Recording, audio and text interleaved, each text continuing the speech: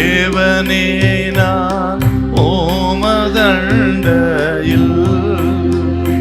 இன்னும் நெருங்கி சேர்வதே என் ஆவல் பூமியில்.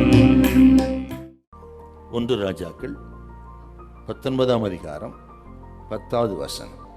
அதற்கு அவன், சேனைகளின் தேவனாகிய கர்த்தருக்காக வெகு பக்தி வைராக்கியமாயிருந்தேன். இஸ்ரவேல் புத்திரர் உமது உடன்படிக்கையை தள்ளிவிட்டார்கள். உம்முடைய பலிபீடங்களை இடித்து உம்முடைய தீர்க்கதரிசிகளை பட்டயத்தினால் கொன்று போட்டார்கள். நான் ஒருவன் மாத்திரம் மீதியாய் இருக்கிறேன்.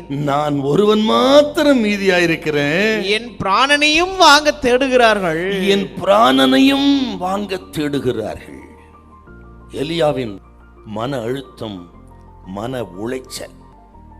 நான் ஒருவன் மாத்திரம் இருக்கிறேன், என்னையும் கொன்று போட பார்க்கிறார்களே. உமக்கு வைராக்கியமாய் நான் ஊழியம் செய்தேன் ஆண்டவரே, எனக்கு இந்த கதியா? இதையே நினைச்சு நினைச்சு நினைச்சு பேசி பேசி எலியாவுக்கு மன அழுத்தம் வந்து விட்டது.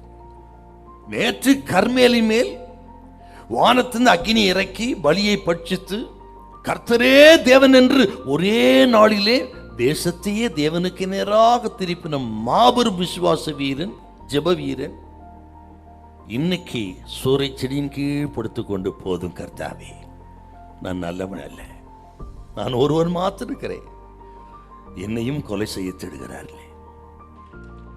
பக்தன் எலியாவுக்கு இந்த மன அழுத்தம்.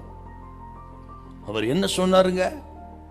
சூறை செடியின் கீழே படுத்துக்கொண்டு நான் செத்தா போதும். சூறை செடியின் மரணத்தை விரும்பினார் அவர். ஆனால் அவர் மரணம் எப்படி முடிந்தது? அக்கினிமயமான குதிரைகள் ரதம் வந்து மரணத்தை காணாமலேயே பரலோகத்தை எடுத்துக்கொள்ளப்பட்டார். நான் செத்தா போதும், நான் ஏன் இந்த உலகத்தை வாழற, எனக்கு வாழ்க்கை வேண்டாம் என்று சொல்லி புலம்பிக் கொண்டிருந்தால் கர்த்தர் சொல்கிறார், நீங்க நினைக்கிற மாதிரி அல்ல, நீங்கள் நினைப்பதை காட்டிலும் மேலாக நடத்தி உங்கள் கண்கள் ஆச்சரியப்படுத்த விதத்தை கர்த்தர் கூட நடத்துவா. அது உங்கள் கண்களுக்கு ஆச்சரியமா இருக்கும். அந்த பக்தனுக்கு கொடுத்த வெற்றி ஏன் நமக்கு தர மாட்டாருங்க?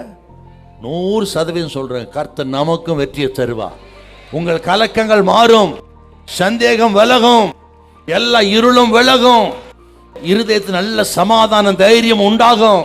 இப்பவே அதை ரிலீஸ் பண்றாரு ஆண்டவர் உங்களுக்கு. உங்கள் சரீரத்தில் முழுமையான ஒரு பலனை கர்த்தர் தருகிறார், தைரியத்தை தருகிறார். பயப்படாதிருங்கள். ஹல்லேலூயா, ஹல்லேலூயா.